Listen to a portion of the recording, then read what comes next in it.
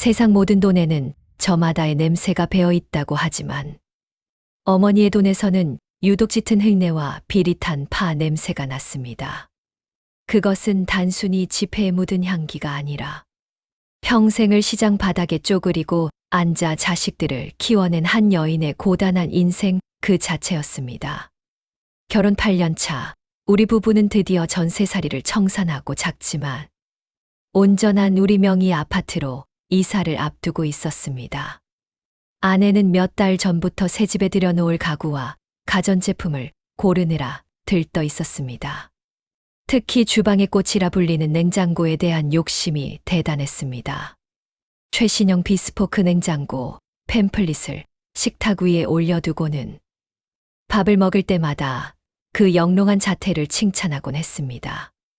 빠듯한 예산에 무리가 된다는 걸 알면서도 그동안 고생한 아내를 위해 눈 딱 감고 사주기로 마음먹었던 터였습니다. 그러던 중 어머니에게서 전화가 걸려왔습니다. 시장에 들러 반찬거리 좀 챙겨가라는 투박한 목소리였습니다. 이사 준비로 정신이 없었지만 어머니의 부름을 거절할 수는 없었습니다. 차를 몰고 익숙한 재래시장 입구에 들어서자 시끌벅적한 소음과 함께 삶의 활기가 차창을 넘어 들어왔습니다. 좁은 골목을 지나 채소 구역 가장 안쪽 햇볕도 잘 들지 않는 구석진 자리에 어머니의 좌판이 있었습니다. 멀리서 어머니의 모습을 발견하고는 잠시 걸음을 멈췄습니다. 칠순이 넘은 노구의 어머니는 쪼그려 앉은 채 다듬지 않은 쪽파 단을 정리하고 계셨습니다. 굽은 등은 예전보다 더 작아 보였고 앞치마는 흙투성이었습니다. 손님 하나 없는 한적한 시간, 어머니는 꾸벅꾸벅 조는 대신 부지런히 파 껍질을 벗기고 계셨습니다. 그 모습이 어찌나 짠하던지 나는 짐짓 밝은 목소리로 어머니 하고 크게 불렀습니다. 어머니는 나를 보자마자 환하게 웃으시며 앉은 뱅이 의자를 내어주셨습니다. 아이고, 우리 아들 왔나. 이사 준비하느라 바쁠 텐데 뭐 타러 여기까지 와. 말은 그렇게 하시면서도 반가운 기색을 감추지 못하셨습니다. 어머니는 미리 챙겨두신 검은 비닐봉지를 내밀었습니다. 갓짠 참기름이며 직접 담근 김치, 볶은 깨 같은 것들이 묵직하게 들어 있었습니다. 새집 가서 먹어라. 사 먹는 거랑은 맛이 달라. 어머니도 참 그냥 사 먹으면 되는데 뭘 이렇게 바리바리 싸셨어요.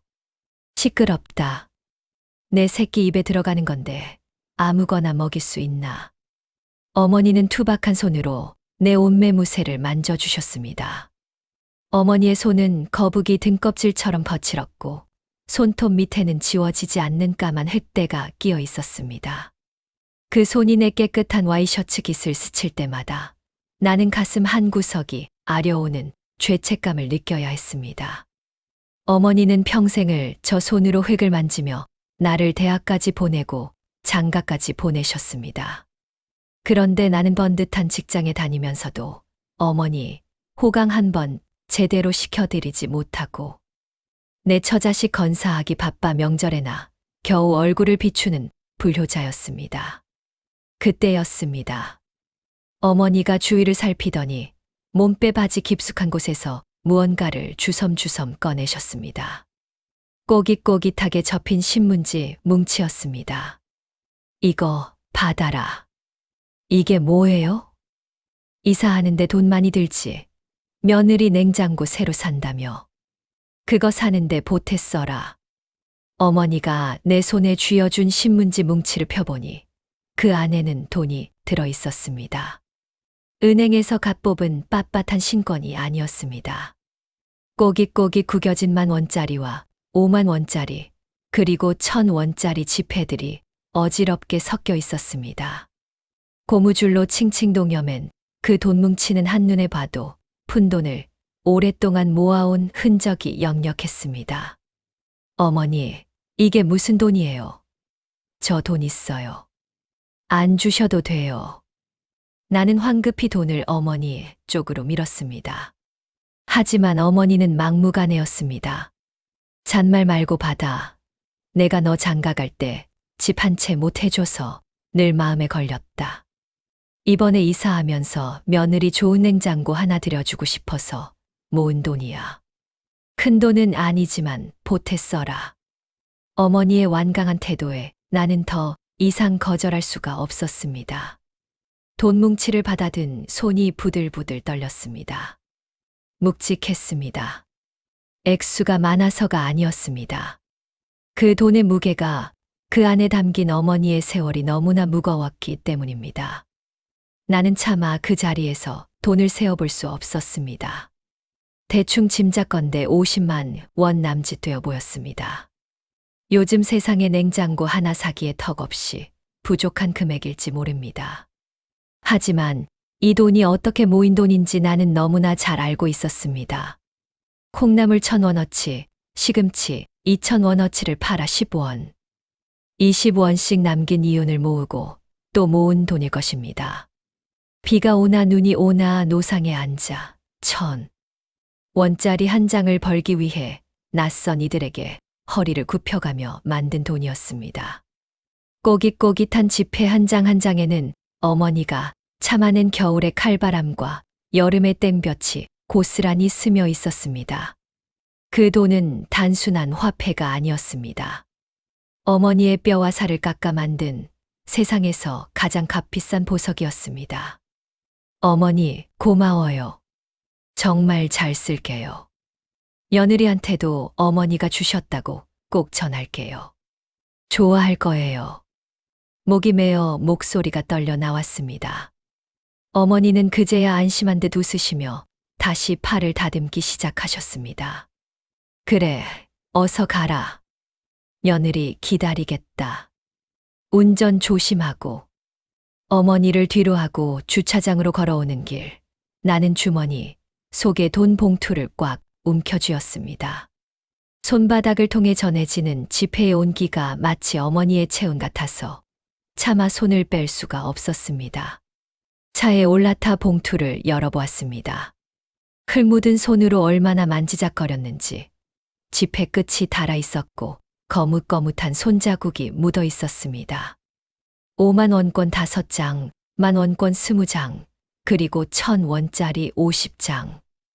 정확히 50만 원이었습니다. 1,000원짜리 50장을 세면서 나는 기어이 눈물을 쏟고 말았습니다.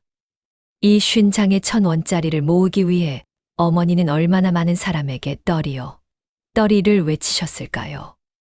얼마나 많은 시간을 차가운 보도블록 위에서 보내셨을까요? 나는 핸들에 얼굴을 묻고 한참을 울먹이다가 겨우 마음을 추스르고 시동을 걸었습니다. 집으로 향하는 길, 차창 밖으로 보이는 풍경은 여느 때와 다름없었지만 내 마음은 전혀 다른 세상에 와 있는 듯 했습니다. 라디오에서 흘러나오는 경쾌한 음악조차 귀에 들어오지 않았습니다. 오직 조수석에 놓인 신문지에 투박하게 쌓인 그 돈 뭉치만이 내 시야를 가득 채우고 있었습니다. 집에 도착할 무렵 나는 아내의 반응을 상상해 보았습니다. 아내는 평소 살뜰하고 야무진 사람이었으니 비록 큰 액수는 아니더라도 시어머니의 정성에 감동할 것이라 믿었습니다.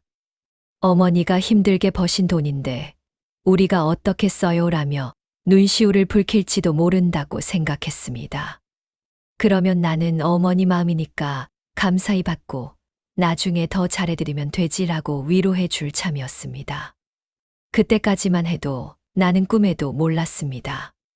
어머니의 피땀이 서린 이 50만 원이 우리 부부 사이에 씻을 수 없는 상처를 남기고 평온했던 가정을 뒤흔들 폭풍의 씨앗이 될 줄은 말입니다. 아파트 주차장에 차를 대고 엘리베이터에 오르는 순간까지도 내 손에 들린 봉투에서는 여전히 흙냄새가 진동하고 있었습니다. 그것은 세상에서 가장 향기롭고 동시에 가장 가슴 아픈 냄새였습니다. 현관문을 열자 분주하게 짐을 정리하던 아내가 나를 반겼습니다.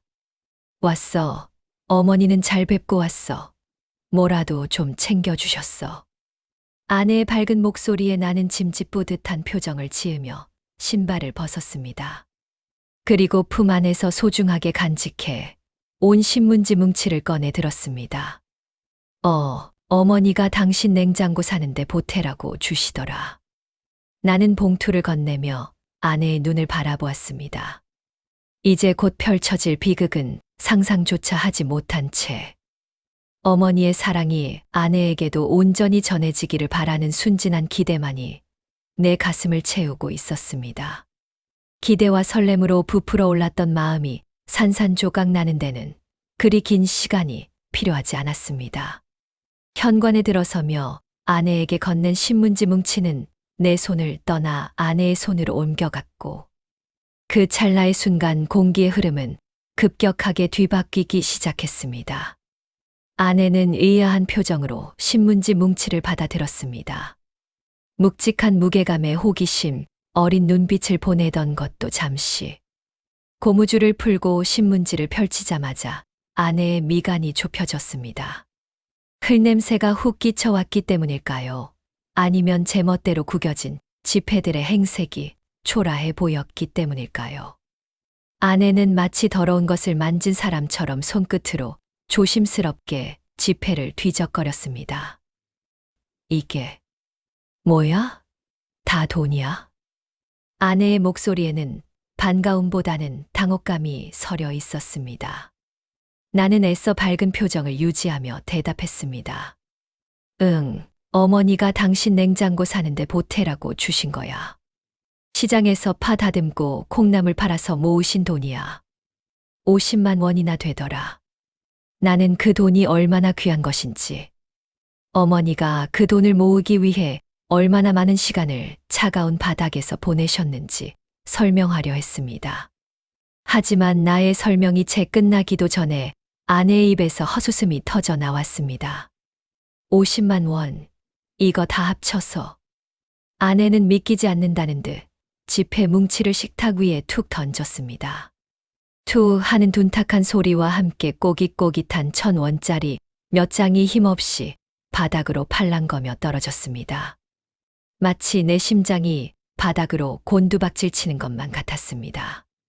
아내는 바닥에 떨어진 돈을 주울 생각도 하지 않은 채 팔짱을 끼고는 싸늘한 눈빛으로 나를 쏘아보았습니다. 여보, 지금 장난해. 우리가 보러 다닌 냉장고가 얼만지 몰라서 그래. 기본이 300만 원이고 옵션 좀 넣으면 400만 원이 넘어. 근데 겨우 50만 원. 그것도 이렇게 꼬질꼬질한 푼돈을 모아서 주시면 나보고 뭐 어쩌라는 거야. 아내의 말은 날카로운 비수가 되어 내 가슴을 후벼 팠습니다. 나는 바닥에 떨어진 1,000원짜리를 주워 식탁 위에 조심스럽게 올려놓으며 떨리는 목소리로 말했습니다. 액수가 중요한 게 아니잖아. 어머니 형편 뻔히 알면서. 그분한테 50만 원이면 우리한테 500만 원, 아니 그보다 더 큰 돈이야. 당신 주려고 한 푼 두 푼 아껴서 모으신 정성을 봐서라도 그렇게 말하면 안 되지. 하지만 아내는 나의 호소에도 아랑곳하지 않았습니다. 오히려 기가 막히다는 듯 콧방귀를 뀌며 말을 이었습니다. 정성도 정도 것이지. 요즘 세상에 냉장고 사는데 50만 원 보태주는 시어머니가 어디 있어. 친구들한테 말하기도 창피해. 누구 시댁은 이사한다고 1,000만 원을 보태줬네. 가전을 싹 바꿔줬네 하는데. 나는 고작이 꼬깃꼬깃한 돈 뭉치 들고 가서 냉장고 달라고 해. 백화점 직원이 속으로 얼마나 비웃겠어. 아내의 시선은 철저히 돈의 액수와 타인의 시선에만 머물러 있었습니다.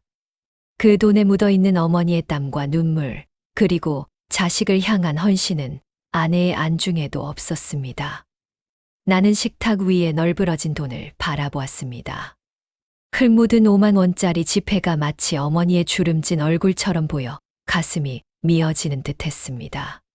창피해.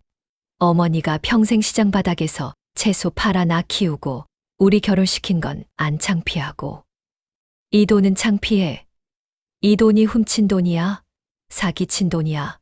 정직하게 땀 흘려 번 돈이 왜 창피한데? 참다 못한 내가 목소리를 높이자 아내 역시 지지 않고 대들었습니다. 누가 훔친 돈이래? 내 말은 생색을 낼 거면 좀 제대로 내라는 거야. 겨우 이거 주면서 며느리 냉장고 사줘라 하시는 게 부담스럽다는 거지. 차라리 안 주시면 우리가 알아서 할 텐데. 괜히 이거 받고 나중에 내가 냉장고 해줬다 소리 들을까봐 겁나서 그래. 그리고 이 돈 냄새 좀 봐. 흙 냄새에 파 냄새에. 이걸 어떻게 지갑에 넣고 다녀? 아내는 손을 휘휘 저으며 인상을 찌푸렸습니다. 그 순간 내 안에 무언가가 툭 하고 끊어지는 소리가 들렸습니다. 그것은 인내심의 한계이자 지난 8년 동안 아내에게 품어왔던 믿음과 사랑이 무너져 내리는 소리였습니다. 나는 더 이상 화를 낼 힘조차 없었습니다. 분노가 극에 달하면 오히려 차갑게 식어버린다는 것을 그때 처음 알았습니다. 머릿속이 하얗게 비워지면서 눈앞에 있는 여자가 과연 내가 사랑해서 결혼한 그 사람이 맞는지 의심스러워졌습니다. 연애 시절 소탈하고 검소했던 그녀의 모습은 온데간데 없고 물질만 능주의에 찌들어 시어머니의 정성을 쓰레기 취급하는 괴물만이 서 있었습니다. 식탁 위에 놓인 돈 뭉치는 여전히 처량하게 흩어져 있었습니다. 그 속에는 어머니가 추운 겨울날 언 손을 호호 불어가며 팔았던 시금치 한 단의 기억이 땡볕 아래서 땀을 뻘뻘 흘리며 다듬었던 쪽파 한 단의 노고가 고스란히 담겨 있었습니다. 아내는 그 숭고한 역사를 단지 냄새나는 푼돈으로 치부해 버린 것입니다. 나는 아무 말 없이 식탁으로 다가가 흩어진 돈을 다시 모으기 시작했습니다. 1,000원짜리 한 장, 10,000원짜리 한 장을 정성스럽게 펴서 차곡차곡 정리했습니다. 그 과정은 마치 상처 입은 어머니의 마음을 어루만지는 의식과도 같았습니다. 뭐해? 도로 가져가게. 그래, 잘 생각했어. 어머님한테 다시 돌려드려. 우린 필요 없다고. 맛있는 거나 사 드시라고 해. 괜히 쥐꼬리만한 돈 받고 나중에 싫은 소리 듣기 싫으니까. 아내는 내가 돈을 챙기는 모습을 보며 오히려 잘 됐다는 듯 비아냥거렸습니다. 그녀는 내가 단순히 삐쳐서 돈을 도로 가져가는 것이라고 생각하는 모양이었습니다. 하지만 나의 침묵은 체념이 아니었습니다. 그것은 폭풍이 몰아치기 전의 고요함이었고 돌이킬 수 없는 결단을 내리기 위한 마지막 숨 고르기였습니다. 나는 정리한 돈을 다시 신문지에 쌌습니다. 처음 어머니에게 받았을 때처럼 투박한 모양새는 아니었지만 내 손길이 닿은 돈 뭉치는 여전히 묵직했습니다. 나는 그 돈을 품 안 깊숙이 심장과 가장 가까운 안주머니에 넣었습니다. 어머니의 온기가, 어머니의 냄새가 내 가슴을 데워주었습니다. 그리고 그 온기는 역설적으로 내 머리를 차갑고 명징하게 만들어 주었습니다. 당신 정말 이 돈이 겨우 50만 원으로밖에 안 보여? 마지막으로, 정말 마지막으로 기회를 주고 싶어 물었습니다. 혹시라도 아내가 미안해, 말이 심했어 라고 사과한다면 나는 이 끓어오르는 분노를 다시 삼킬 준비가 되어 있었습니다. 하지만 아내는 내 기대를 처참히 짓밟았습니다. 아, 진짜 질척거리네. 50만 원이 50만 원이지. 그럼 뭐야. 500만 원이라도 돼. 현실적으로 생각 좀 해, 여보. 그 돈으로 냉장고 문짝 하나도 못 산다고. 됐고, 나 피곤하니까 씻을게. 저녁은 나가서 먹자. 아내는 짜증 섞인 한숨을 내쉬며 욕실로 향했습니다. 욕실 문이 닫히고 물 틀어지는 소리가 들려왔습니다. 거실에 홀로 남겨진 나는 멍하니 닫힌 욕실 문을 바라보았습니다. 8년을 함께 살았고 앞으로 평생을 함께할 것이라 믿었던 반려자가 타인보다 못한 존재로 느껴지는 순간이었습니다. 어머니의 인생을 모욕하고 남편의 마음을 난도질한 사람과 과연 한 집에서 밥을 먹고 잠을 잘 수 있을까? 아니, 그래서는 안 된다는 생각이 본능처럼 솟구쳤습니다. 이것은 단순히 돈 문제가 아니었습니다. 이것은 사람에 대한 예의, 가족에 대한 존중, 그리고 삶을 대하는 태도의 문제였습니다. 어머니의 50만 원을 쓰레기 취급하는 사람은 언젠가 내가 늙고 병들었을 때 나 역시 쓸모없는 존재로 취급할 것이 분명했습니다. 나는 깊은 한숨을 내쉬며 주머니 속에 휴대전화를 꺼내 들었습니다. 손가락이 미세하게 떨렸지만 마음만은 그 어느 때보다 확고했습니다. 주소록을 검색하여 장인어른이라는 이름을 찾았습니다.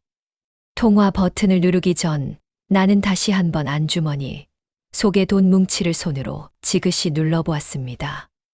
어머니의 거친 손길이 나를 응원하는 것만 같았습니다. 신호음이 몇 번 울리기도 전에 장인어른의 중후한 목소리가 들려왔습니다. 김서방인가? 이사 준비는 잘 돼가고. 평소 같았으면 살갑게 안부를 물었을 테지만 지금 내 입에서는 전혀 다른 말이 흘러나왔습니다. 장인어른, 드릴 말씀이 있습니다. 지금 찾아뵙겠습니다. 나의 목소리는 낮고 건조했지만 그 안에 담긴 결기는 서슬퍼런 칼날과도 같았습니다. 욕실에서는 여전히 아내가 흥얼거리는 콧노래 소리가 물소리에 섞여 들려오고 있었습니다. 그녀는 꿈에도 모를 것입니다. 자신이 무심코 내뱉은 말들이 불러올 파장이, 그리고 꼬깃꼬깃한 50만 원이 가져올 결말이 얼마나 거대한 태풍이 되어 자신을 덮칠지를 말입니다. 나는 조용히 그러나 단호하게 외투를 걸쳤습니다. 침묵이 이토록 무겁고 날카로운 흉기가 될 수 있다는 것을 나는 결혼 8년 만에 처음 깨달았습니다. 욕실에서 나온 아내는 젖은 머리를 수건으로 털며 여전히 콧노래를 흥얼거리고 있었습니다. 방금 전 자신이 내뱉은 말이 남편의 가슴에 얼마나 깊은 구멍을 냈는지, 시어머니의 피땀 어린 인생을 얼마나 처참하게 짓밟았는지 전혀 인지하지 못하는 눈치였습니다. 그녀에게 50만 원은 그저 냉장고 문짝 하나도 못 사는 푼돈일 뿐이었고, 나의 분노는 그저 잠시 스쳐 지나가는 투정 정도로 여겨지는 듯했습니다. 여보, 나 다 씻었어. 어디 갈 거야? 당신 좋아하는 초밥 먹으러 갈까? 아니면 기분도 꿀꿀한데 매운 갈비찜. 아내는 화장대 앞에 앉아 로션을 바르며 거울을 통해 나를 힐끔 보았습니다. 아무 일도 없었다는 듯 평온한 그 표정이 나를 더 견딜 수 없게 만들었습니다. 나는 소파에 앉아 굳게 다물고 있던 입을 열었습니다. 목소리는 내 의지보다 훨씬 더 낮고 건조하게 흘러나왔습니다. 옷 입어. 장인어른 댁에 갈 거야. 갑자기 친정은 왜? 아빠한테 전화했어. 아내는 화장품 뚜껑을 닫다 말고 눈을 동그랗게 떴습니다. 당황스러움과 귀찮음이 섞인 표정이었습니다. 드릴 말씀이 있어서 그래. 잔말 말고 준비해. 아니, 지금 시간이 몇 시인데 빈손으로 가. 그리고 당신 표정은 왜 그래? 아직도 그 50만 원 때문에 삐져 있는 거야? 삐져 있다라는 표현에 실소가 터져 나올 뻔했습니다. 어머니의 인생을 모독당한 분노를 고작 어린아이의 투정 취급하는 그녀의 천박한 인식에 나는 더 이상 대꾸할 가치조차 느끼지 못했습니다. 나는 대답 대신 자리에서 일어나 현관으로 향했습니다.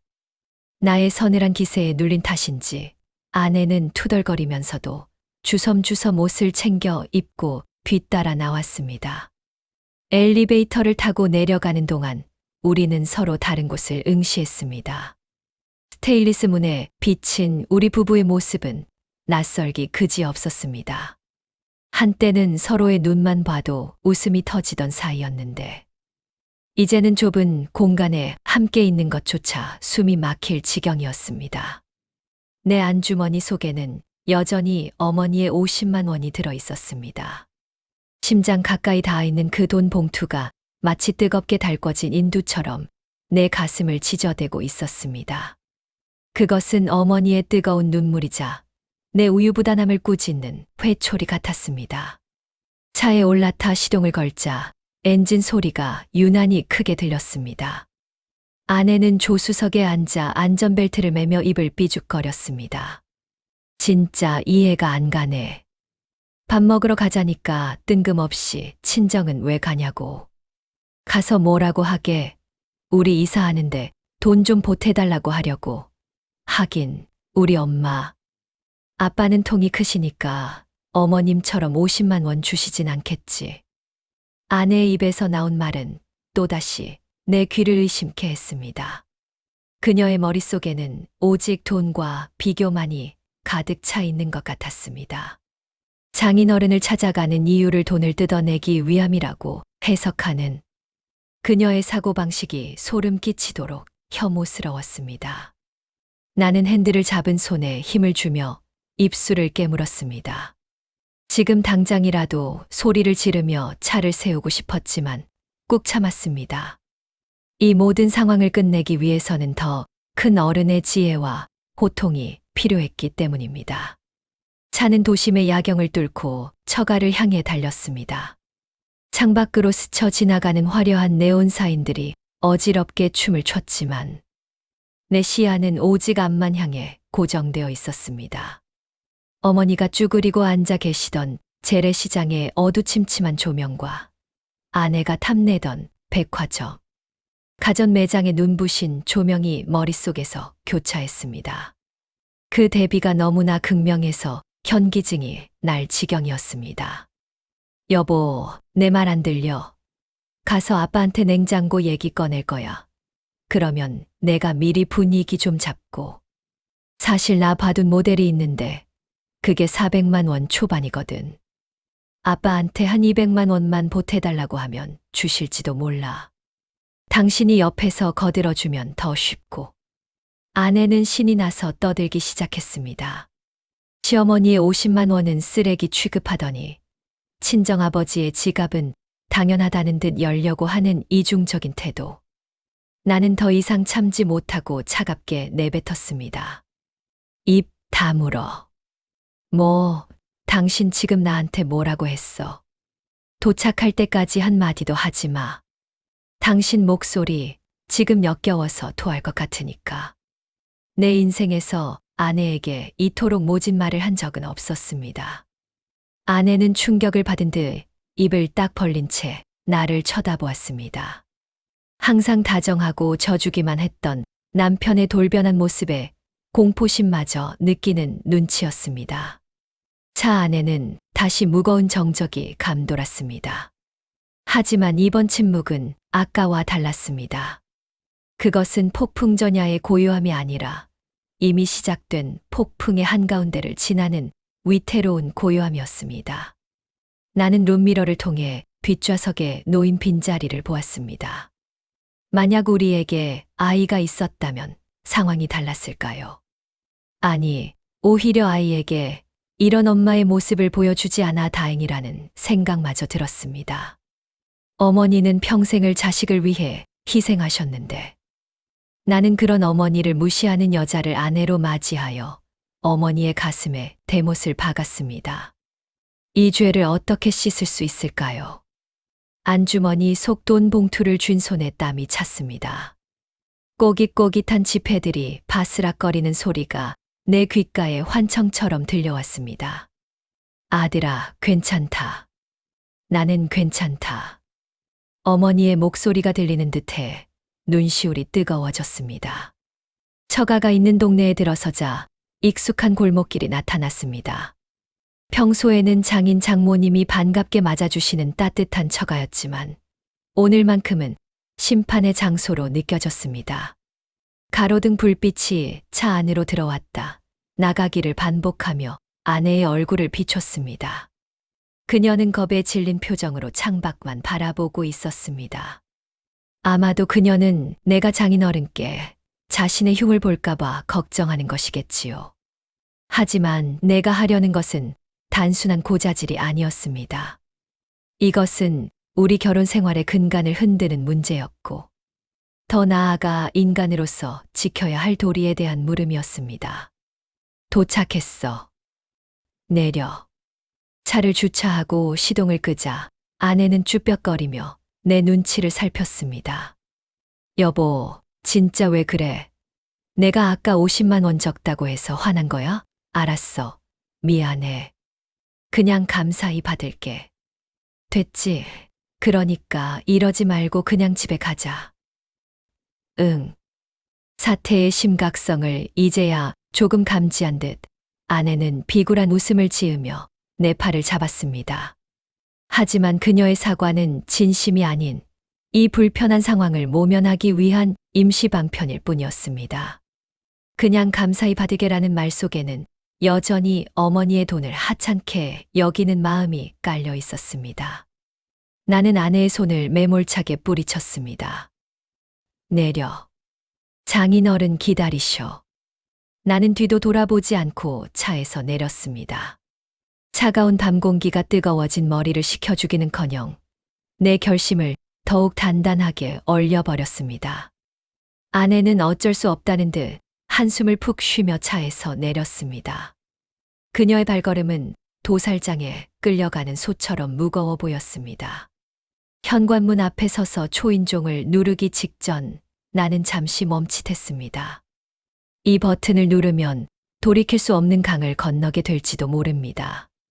장인어른이 내 편을 들어주실지 아니면 팔이 안으로 굽어 딸 편을 드실지 확신할 수는 없었습니다.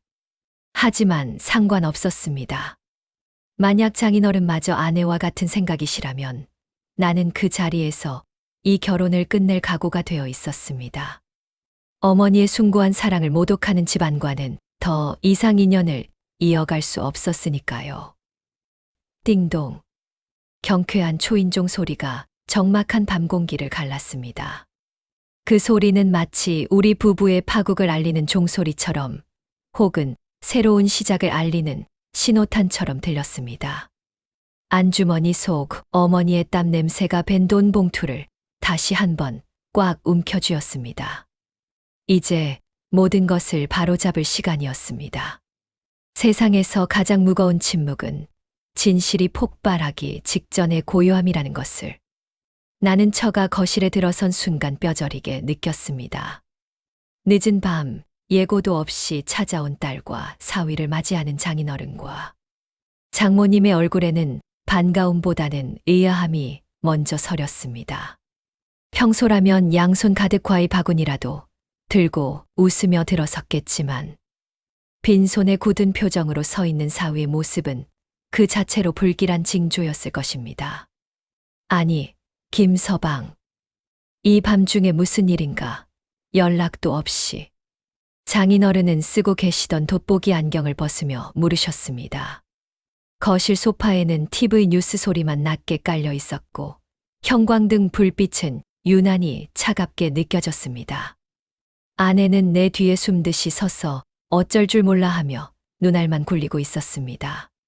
그녀는 아마도 내가 적당히 둘러대고 돌아가기를 혹은 장인어른께 혼나지 않기를 간절히 바라고 있었을 겁니다. 하지만 나는 그럴 생각이 추호도 없었습니다. 장인어른, 장모님. 늦은 시간의 결례인 줄 알지만 오늘이 아니면 안 될 것 같아 찾아왔습니다. 드릴 말씀이 있습니다. 나는 정중하게 그러나 단호하게 말하며 소파 맞은편에 무릎을 꿇고 앉았습니다. 장모님은 심상치 않은 분위기를 감지하시고는 서둘러 아내를 옆에 앉히셨습니다. 부부싸움이라도 한 게야. 얼굴들이 왜 이래? 일단 차라도 한 잔. 아닙니다, 장모님. 차는 괜찮습니다.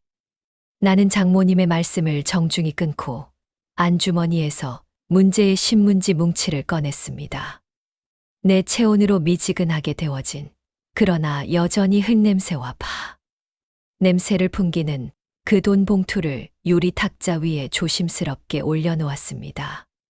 탁 하고 놓이는 소리가 거실의 정적을 갈랐습니다. 신문지 사이로 삐져나온 꼬깃꼬깃한 지폐들이 형광등, 불빛 아래 적나라하게 모습을 드러냈습니다. 이게 뭔가? 돈인가? 장인어른이 미간을 찌푸리며 물으셨습니다. 네, 돈입니다. 정확히 50만 원입니다. 나는 숨을 깊게 들이마신 뒤 천천히 입을 열었습니다. 오늘 저희 어머니가 주신 돈입니다. 이사가는 며느리 냉장고 사는데 보태라고 시장 좌판에서 콩나물 팔고 파 다듬어 모으신 돈입니다. 1,000원짜리, 5,000원짜리. 펴보시면 아시겠지만 빳빳한 돈이 한 장도 없습니다. 어머니의 땀과 눈물, 그리고 지난 겨울의 추위가 다 들어있는 돈입니다. 내 목소리는 차분했지만 그 안에 담긴 물기는 숨길 수 없었습니다. 장인어른은 내 말을 듣고 말없이 신문지 뭉치를 집어 드셨습니다. 투박한 손으로 고무줄을 풀고 지폐를 확인하시는 장인어른의 손끝이 미세하게 떨리는 것이 보였습니다. 흙 묻은 1,000원짜리 지폐 한 장이 장인어른의 손바닥 위에 놓였습니다. 그 순간 거실에는 비릿한 시장 냄새가 훅 끼쳐 오는 듯 했습니다. 그것은 가난하지만 정직하게 살아온 한 노인의 인생이 뿜어내는 숭고한 향기였습니다. 그런데 이 사람이, 나는 옆에 앉아 안절부절 못하는 아내를 차가운 눈빛으로 바라보았습니다. 이 돈을 보고 그러더군요. 겨우 50만 원 주면서 생색낸다고. 요즘 냉장고가 얼만데 이 꼬질꼬질한 푼돈을 주냐며 식탁에 내던졌습니다. 냄새 난다고, 창피하다고 했습니다. 나의 폭로에 아내의 얼굴이 사색이 되었습니다. 장모님은 어머 예 하며 입을 틀어 막으셨고, 장인어른의 시선은 천천히, 아주 천천히 딸에게로 향했습니다. 그 눈빛은 내가 지금껏 한 번도 본 적 없는 깊고 어두운 심연과도 같았습니다. 여보, 그게 아니라 나는 그냥 현실적으로 너무 적은 돈이니까. 그리고 당신이 오해한 거야. 내가 언제 그렇게까지 말했어. 아내는 기어들어가는 목소리로 변명을 시도했습니다. 하지만 그 변명은 오히려 불난 집에 기름을 붓는 격이었습니다. 나는 아내의 말을 자르며 마지막 쐐기를 박았습니다. 장인어른, 저는 가난한 홀어머니 밑에서 자랐습니다. 하지만 단 한 번도 제 어머니를 부끄러워한 적이 없습니다. 어머니는 저를 위해 당신의 모든 것을 갈아 넣으셨습니다. 그런 어머니의 인생이 담긴 돈을 쓰레기 취급하고 냄새나는 푼돈으로 여기는 사람과는 더 이상 함께할 자신이 없습니다. 내 입에서 나온 함께할 자신이 없다는 말은 사실상 이혼 선언이나 다름없었습니다. 거실의 공기가 순식간에 얼어붙었습니다. 유리 탁자 위에 놓인 꼬깃꼬깃한 돈 뭉치가 마치 거대한 바위가 되어 우리 모두를 짓누르는 것만 같았습니다. 아내는 그제야 사태의 심각성을 깨닫고 내 팔을 잡으려 했지만 나는 몸을 피했습니다. 내 시선은 오직 장인어른에게 고정되어 있었습니다. 장인어른은 한참 동안 말이 없으셨습니다.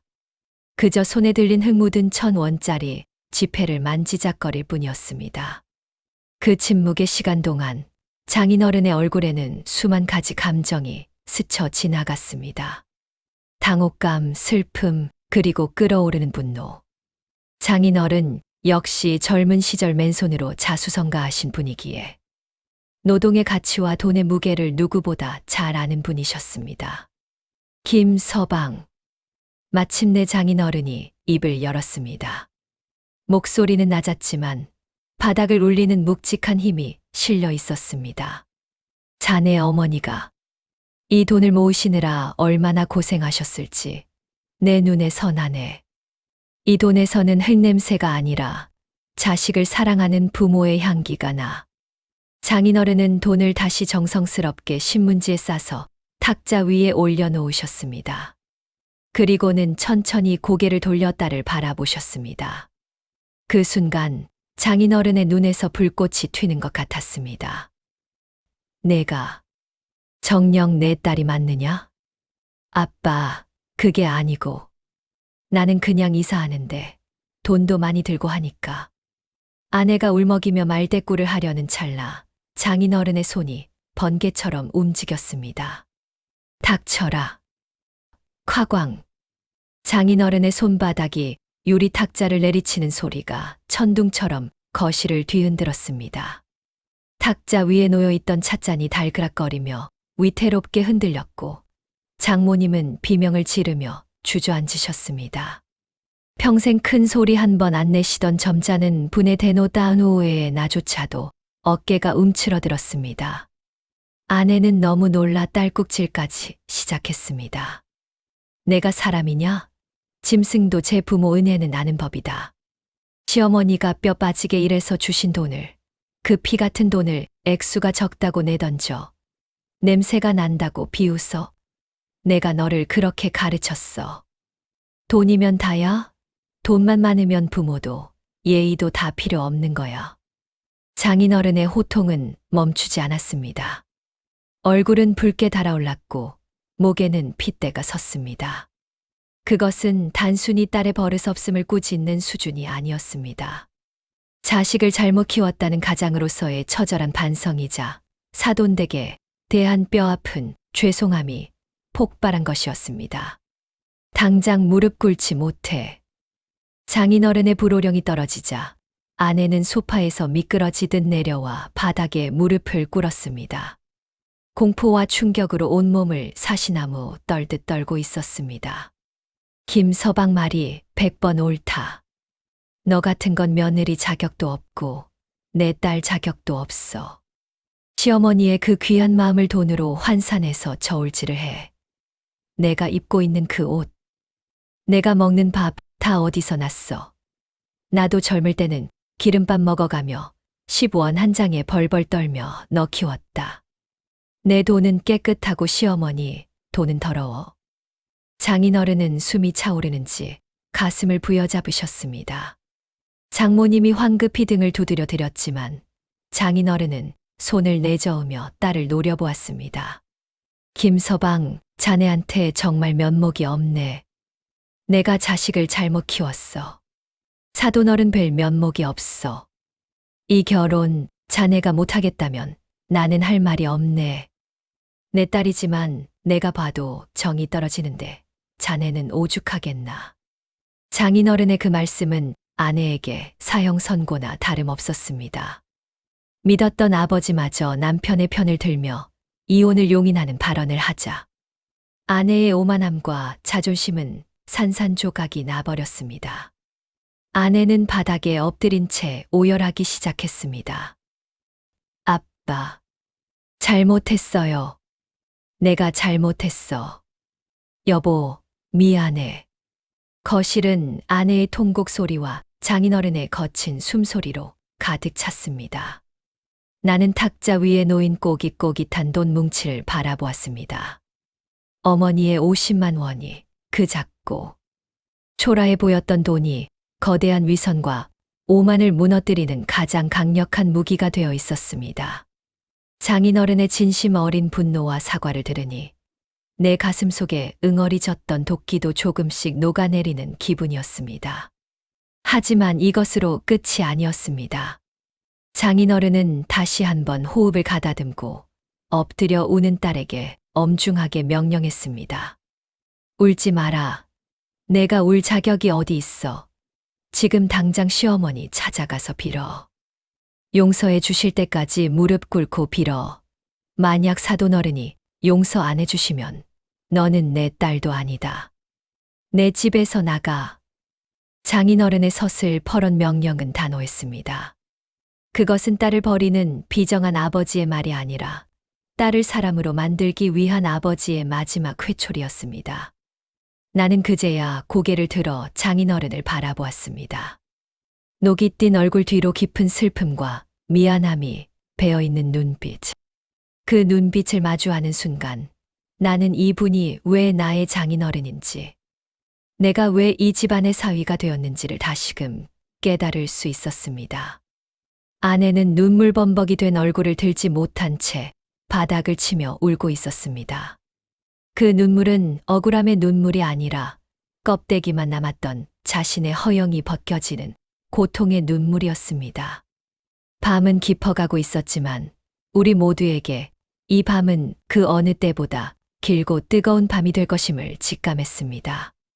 꼬깃꼬깃한 50만 원이 일으킨 기적 같은 태풍은 이제 막 그 절정을 지나고 있었습니다. 진정한 참회는 입술이 아닌 눈물로 완성된다고 했던가요? 그날 밤, 아내가 흘린 눈물은 단순한 두려움의 배설이 아니라 영혼을 씻어내는 정화수였습니다. 장인어른의 서슬퍼런 불호령이 떨어진 후, 처가에서 돌아오는 차 안은 올 때와는 전혀 다른 종류의 침묵으로 채워져 있었습니다. 갈 때는 분노와 냉소가 가득 찬 차가운 침묵이었다면, 돌아오는 길은 깊은 반성과 회한이 서린 무거운 침묵이었습니다. 아내는 조수석에서 몸을 웅크린 채 내가 안주머니에서 꺼내 돌려준 꼬깃꼬깃한 돈, 봉투를 보물단지처럼 두 손으로 꼭 쥐고 있었습니다. 다음 날 아침, 날이 밝자마자 아내는 부은 눈을 비비며 일어났습니다. 누가 시키지 않았는데도 가장 단정한 옷으로 갈아입고는 내게 말했습니다. 여보, 어머니 댁에 가자. 가서 빌어야 해. 그 목소리에는 더 이상의 가식이나 자존심은 남아있지 않았습니다. 우리는 곧장 차를 몰아 어머니가 계신 본가로 향했습니다. 시장에 나가시기 전인 이른 아침, 어머니는 갑작스러운 아들 내외의 방문에 놀란 토끼 눈을 하셨습니다. 아니, 이 아침에 웬일이냐? 어디 아픈 데라도 있는 거냐? 어머니의 걱정스러운 물음이 제 끝나기도 전이었습니다. 아내는 현관 문턱을 넘자마자 그 자리에 털썩 무릎을 꿇었습니다. 마치 죄인이 포승줄에 묶여 관아에 들어선 듯 그녀의 어깨는 잘게 떨리고 있었고, 고개는 바닥에 처박혀 들릴 줄을 몰랐습니다. 영문을 모르는 어머니는 당황하여 맨발로 뛰어나오셨습니다. 아가, 왜 이러냐? 무슨 일 있어? 김서방, 이게 대체 무슨 일이야? 아내는 바들바들 떨리는 손으로 품에 안고 있던 신문지 뭉치를 꺼내 바닥에 내려놓았습니다. 그리고는 바닥에 이마를 찌으며 오열하기 시작했습니다. 어머니, 죄송해요. 제가 죽을 죄를 지었어요. 어머니가 피땀 흘려 모으신 이 귀한 돈을 제가 감히 무시했어요. 적다고 투정 부리고 냄새 난다고 비웃었어요. 제가 미쳤었나 봐요.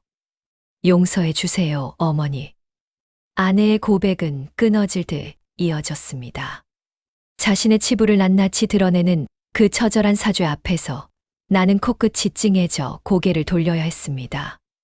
어머니는 잠시 멍하니 그 돈 뭉치와 며느리를 번갈아 보시더니 상황을 짐작하신 듯 깊은 한숨을 내쉬셨습니다. 그리고는 쭈그리고 앉아 우는 며느리를 와락 끌어안으셨습니다. 아이고, 이 미련한 것사. 그게 뭐 그리 큰 죄라고 이렇게까지 우냐. 그래, 요즘 젊은 사람들 눈에는 그 돈이 적어 보일 수 있지. 냄새나고 더러워 보일 수 있어. 내가 능력이 없어서 더 많이 못 줘서 미안하다. 내 마음 다친 줄도 모르고 내가 주책맞게 굴었구나. 어머니는 오히려 당신 탓을 하며 며느리의 등을 쓸어내리셨습니다. 어머니의 거친 손바닥이 아내의 등 위로 내려앉았습니다. 그 손길은 지난밤 장인어른의 불호령보다 더 뜨겁고 강렬하게 아내의 가슴을 파고들었습니다. 그것은 용서이자 품어줌이었습니다. 자신을 무시한 며느리에게 화를 내기는커녕 오히려 미안하다고 말하는 시어머니의 태산 같은 사랑 앞에 아내는 완전히 무너져 내렸습니다. 아니에요. 아니에요, 어머니. 제가 나쁜 년이에요. 크크. 아내는 어머니의 품에 얼굴을 묻고 어린아이처럼 엉엉 울었습니다. 그날 아침 좁은 현관에서 시어머니와 며느리는 서로를 부둥켜 안고 한참을 울었습니다. 그 눈물 속에 섞여 흐른 것은 지난 8년간 쌓여왔던 오해와 서운함, 그리고 아내의 마음 속에 따리를 틀고 있던 허영심이었습니다.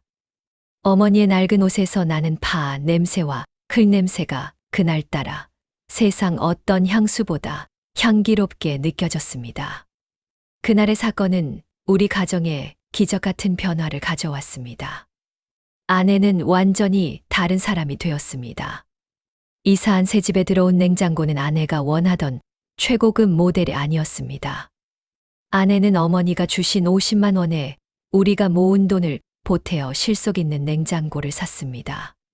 그리고 냉장고 문을 열 때마다 이건 어머니가 사주신 거야 라고 말하며 웃었습니다. 더 이상 그녀에게 50만 원은 푼 돈이 아니라 가정을 지켜주는 부적과도 같은 큰 돈이 되었습니다. 변화는 그뿐만이 아니었습니다. 주말이면 백화점이나 카페를 찾아다니던 아내가 이제는 제 발로 재래시장을 찾기 시작했습니다. 어머니, 오늘은 날이 더우니까 일찍 들어가세요. 나머지는 제가 다 팔고 갈게요. 아내는 말끔한 옷차림에 앞치마를 두르고 어머니 곁에 쭈그리고 앉아 손님을 맞았습니다. 처음에는 어색해하던 상인들도 서툴지만 열심히 팔을 다듬고 웃으며 흥정하는 아내를 보며 효부 났네, 효부 났어 하며 칭찬에 아끼지 않았습니다. 흙 묻은 돈을 더럽다던 여자가 이제는 흙 묻은 손으로 땀을 닦으며 환하게 웃고 있었습니다. 어느 날 저녁 나는 장인어른께 전화를 드렸습니다. 장인어른 덕분입니다. 그날 장인어른의 가르침이 아니었다면 저희 부부는 끝장이 났을지도 모릅니다. 사람 만들어주셔서 감사합니다. 수화기 너머로 장인어른의 허허로운 웃음소리가 들려왔습니다. 아닐세. 자네 어머니의 덕이지. 그분의 넓은 품이 내 딸을 다시 낳게 한 거야. 자네도 고생 많았네. 앞으로 더 잘 살게나. 그날 장인어른이 내려친 천둥은 우리 부부의 위태로운 배를 침몰시킨 것이 아니라 암초를 피해 안전한 항구로 인도하는 등대의 불빛이었습니다. 아내는 뼈저린 반성을 통해 돈의 액수보다 그 안에 담긴 사람의 마음이 더 중요하다는 평범한 진리를 깨달았습니다. 그리고 그 깨달음은 우리 부부를 더욱 단단하게 묶어주는 밧줄이 되었습니다. 이제 우리 집 냉장고에는 꼬깃꼬깃한 1,000원짜리 한 장이 코팅되어 붙어 있습니다. 어머니가 주셨던 그 돈 중 한 장을 기념으로 남겨둔 것입니다. 가끔 삶이 고단하거나 헛된 욕심이 생길 때면 우리는 그 1,000원짜리를 바라봅니다. 그러면 흙냄새 섞인 어머니의 사랑과 장인어른의 엄한 가르침이 떠올라 다시금 마음을 다잡게 됩니다. 어머니의 땀방울은 결코 헛되지 않았습니다. 그 50만 원은 냉장고를 채우는 식재료보다 더 귀한 우리 가족의 사랑과 행복을 꽉 채워주었으니까요. 비 온 뒤에 땅이 굳어진다는 말처럼 거친 폭풍우를 지나온 우리 가족은 이제 흔들리지 않는 뿌리를 내리고 서로를 보듬으며 살아가고 있습니다. 진정한 부부는 지갑의 두께가 아니라 서로를 위하는 마음의 깊이에 있다는 것을 가슴 깊이 새기며 말입니다. 끝까지 함께해 주셔서 진심으로 감사드립니다. 항상 건강하고 행복하세요. 고맙습니다.